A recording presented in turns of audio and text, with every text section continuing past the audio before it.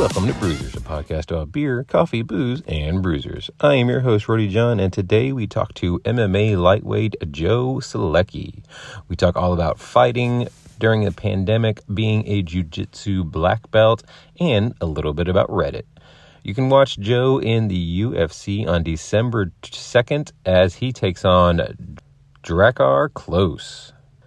Also, make sure to sign up for our newsletter. It comes out twice a week. You get even more information about our guests. You get to find out more about what this podcast is going on, and you get some fun facts. So, without further ado, here is MMA lightweight Joe Solecki.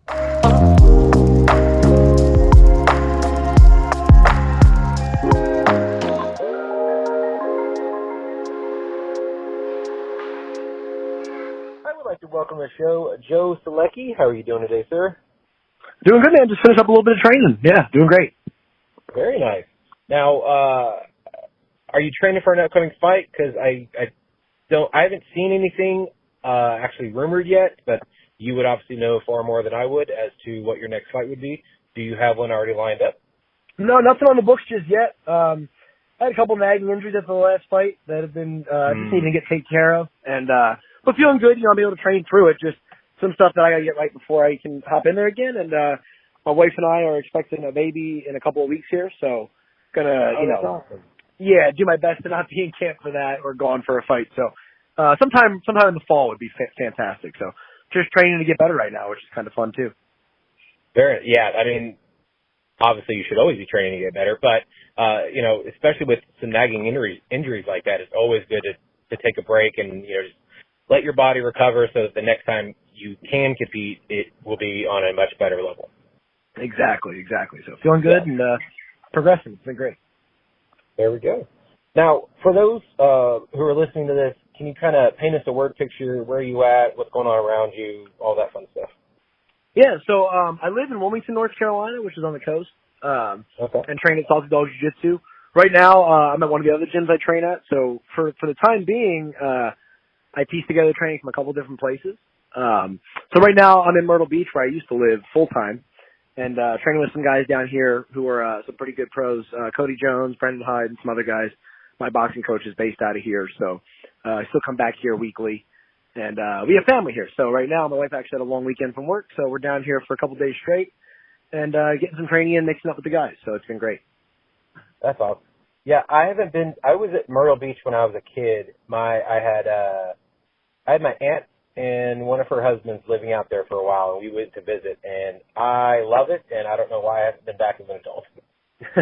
Yeah, this is the first place I moved when we came down south, and I lived and trained here for about 6 years, and or maybe 5 years, and then we moved to Wilmington up the coast, and then we train a lot. Our head coach and our main MMA gym is in Charlotte, North Carolina, which is about 3.5, 4 hours away. So in camp, it kind of I do the bulk of it there now with Jeff Jimmo at a gym called Jim O. And, that's where we put it all together. So got quite a few places we train here.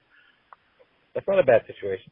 Yeah, North Carolina is definitely one of those states that I have not fully investigated and been inside because I hear so many great things about Asheville. I don't think I've ever been through Charlotte. Raleigh, obviously, is another huge city out there. But I guess the closest I've really touched is the Myrtle Beach side of it. Yeah, North Carolina is a hidden gem. South Carolina is great too, which is where Myrtle Beach is, but, I love North Carolina, man. It's somewhere, I didn't want to come down south at all. I was from New Jersey and, my parents had wanted to come down this way after I finished high school and I kind of followed suit to get in-state tuition for college. But, man, when you get here, it is one of I've been fortunate enough to be to a lot of places and, I really think North Carolina is among the top places in the country, man. You got everything, all within a couple hours. You have mountains, cities, beach, the whole nine. And it's a wholesome place. You get down south and you meet a lot of good people with good morals and values and just a very wholesome people who are all looking out for each other. So it's, the things you hear about the South are pretty accurate, which is nice. This is true. I mean, I live in Texas and I can definitely speak for the South that we are, much nicer than people up north. So, 100%, man. 100%. Yeah. And the beaches in North Carolina are a lot better than Jersey. I've been to that beach. It's okay, but the beaches down south are definitely better as well. 100%, yeah. I like them for nostalgia purposes, but You can't beat in March. We could be swimming here and up north, man. You're lucky if June it's warm enough to get in. So yeah, you can't beat it. That's so true. Now, what is your earliest memory of martial arts? Oh man, I mean, I remember starting out. I vaguely remember kind of like my first class. I started at 6, so right after I started kindergarten, I started martial arts. It was with the intent of doing traditional martial arts. My brother started. He's a good bit older than me, so he started about 2 years before me in Korean karate. It was like a branch of early taekwondo, so it was subakdo and tungsudo. And then within that time period, in those 2 years, the instructor of the school started training jiu-jitsu over in Philadelphia. So by the time I started, he was a blue belt in jiu-jitsu, and back then, 1999, blue belts were hard to come by, and purple belts were super hard to find. So he was teaching jiu-jitsu at the school. So when I started, he had kind of downsized the karate program just to the kids that were already in it, and I ended up getting put into jiu-jitsu. So kind of a one big accident, and we really took to it, and that's all I ever ended up doing. So I remember training, all through my entire childhood and competing and coming up through martial arts. And it's all I really ever knew. I never really we played other sports with friends and stuff, of course, and I wasn't like the worst athlete playing like pickup games, but we never played any other sport as far as like organized sports or anything like that. It was always jiu-jitsu after that. So that's all I ever did up until I started fighting MMA. Yeah, I had heard that story that you accidentally got into BJJ at 6, and I was like, that is absolutely nuts to think, at 6 years old, rolling around with a bunch of other guys, and you thought you were going to go in and learn, like you said, like former karate, or like I took taekwondo, I think around 8 or 9 or whatever, but you thought you were going into that, and then all of a sudden you guys are just rolling around on the ground, and you're like, wait, what's going on right now? Yeah, and back then it was the techniques were limited, right? It wasn't what you see now where you can watch it and it almost looks like a lot of these high-level matches look almost choreographed with how pretty they are, right? Upside down and this and that.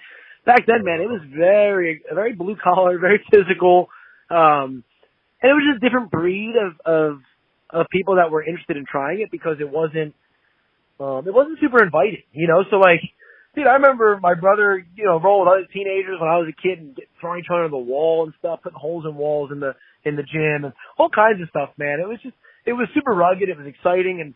And back then it really felt like you were doing something nobody knew about because really not a lot of people did, man. I mean, even down to, late middle school, early high school would have been like '08 for me. And it still wasn't popular. I would get made fun of for wearing a jiu-jitsu shirt or tap out. And, even though, I had a shirt with just the UFC logo, people, make up all kinds of acronyms you can imagine for yourself or what it actually stood for because no one knew what it was. It was on Versus Network, and, it was not a cool thing to do. So, that's something I kind of wear as a little badge of pride there is like, back when it wasn't cool, now it's pretty cool. People think it's awesome, people find out you fight, they think it's pretty interesting and, it's awesome, but it was cool to be a part of something that you felt like nobody really knew. And when you met somebody that did know, it was like this little unspoken brotherhood or sisterhood, It was somebody that you felt like you had a bond with because they were one of the few.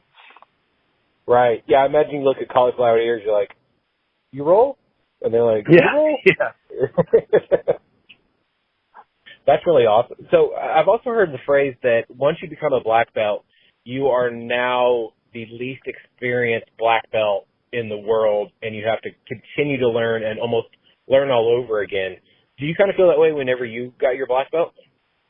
Yes and no, because the nice thing for me was I was competing at a relatively high level, not all of the IBJJF tournaments and all that, but I had won some and been in some decent sized super fights and bigger tournaments. So there was a ton of black belts that I could hang with. So it wasn't that I was like gonna go into a room of black belts and get mauled. But the learning, I really do feel like it's just beginning at that point. Absolutely. Because, for a number of different reasons is you don't have to worry about impressing any of your coaches or anything to get that next belt or, holding yourself back by, just focusing on a couple things because you're trying to beat that guy that's ahead of you or anything like that. You kind of get that little monkey off your back as far as like, okay, I got the goal. Now what? And then you really get to dive into the techniques, The other nice thing is, you enter a whole different level of peers, other black belts, who you can now learn from. Not that you can't learn from a black belt when you're, a purple or brown belt, but you become kind of on the same level as them, and, you might get invited to other open mats or training sessions with other black belts, or also what comes with black belt is you get put in a teaching situation a lot of times. So teaching really makes you look at your own game and other techniques that you've learned and kind of pick them apart, and I think that really helps your game too. So yeah, I think the coolest thing about black belt is we can both be black belts, but I've been a black belt for 15 years and you've been a black belt for a day, but we're the same belt. And that's also the toughest thing about black belt, right? If you go to a tournament, you could be in Masters division, it used to be the guys that were, not full-time athletes, but now you go to a Masters division, you have Rafael Lovato Jr., you have the Hebero brothers, guys that have been black belts for 20 years. You're like, holy cow. So, there's such a vast, skill discrepancy when you look at black belt, because it could be, a guy that's only been training 10 years and a guy that's been a black belt for 10 years. So really, really cool. But, I definitely agree. That's when the journey just begins. Yeah. That's amazing. Yeah, I mean, it is almost like you're in another secret club where, it's just you and other black belts that, you can truly hang and, like you said, learn from. But also, like you said, you could learn from anybody on any level, really. It's just whether, I guess it's also if you're paying attention to certain things, or maybe somebody's doing something just a slightly different way than you've ever seen before. Exactly. Yeah, exactly. There's always something you can learn from almost anybody, even if it's what not to do. So, that's what's really cool about martial arts in general too, is, you never know, you may be able to beat someone, handedly, but they may still be better than you, or not better, but, maybe more intellectual on the mats, or maybe they have a wider range of things they do. And, I was actually just listening to something with, Jim Miller was on, Michael Bisping's podcast, and he was saying about coaching, like, being a competitor himself, that he's had to throw away so many things he's learned that don't work for him. So it almost makes it tougher as a coach, because a coach is almost like an encyclopedia, but as a fighter, you got to hone on the things that work for you. So that was a really interesting take too that I really hadn't thought about. That made a lot of sense to me. Huh. I hadn't thought about that either. Yeah, I mean, and some guys do both. I feel like I don't like spider guard, for example, but I can teach someone how to do spider guard. But it is tough. It is tough to not just focus on your own game. And I'm 5'9" and 180 pounds. What about a lanky 6'4" guy? I'm not going to show him the exact way I like to grapple, because he has different gifts to use. So it really is. It's such an endless realm of possibilities in grappling and martial arts in general that I think if you're really into it, it can keep you from ever getting bored, because it's just always changing and growing and evolving. There's always a new problem to solve, and I really think that's what makes it exciting. No, it's so true. Now, I wanted to get to Jim Miller later, but you had just brought him up. I had read that you were a big fan of his before you even fought him, and then obviously now I'm sure you're still even a big fan of him, considering what he's doing. Like, he had his quickest knockout ever just the other weekend, and so he is still doing amazing things. And if he's not fighting at UFC 300 like he wants to, then something is very wrong. So, 100%. I mean, if they don't put him in UFC 300, something's.